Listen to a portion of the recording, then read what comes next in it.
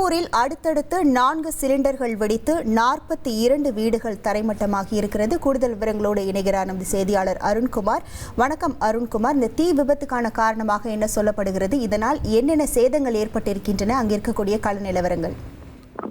வணக்கம். திருப்பூரில் அடுத்தடுத்து 4 சிலிண்டர்கள் வெடித்ததில் சுமார் 42 வீடுகள் தரைமட்டமாகியுள்ளது. திருப்பூர் கல்லூரி சாலை எம்ஜிஆர் நகர் பகுதியில் ஆயாதேவி என்பவருக்கு சொந்தமான இடத்தில் 42 தகர கொட்டைகள் வீடுகள் அமைத்து வாடகைக்கு விட்டுள்ளார். இதில் வடமாநில தொழிலாளிகள் மற்றும் பிற மாவட்டத்தைச் சேர்ந்தவர்கள் இங்கு இருந்தனர்.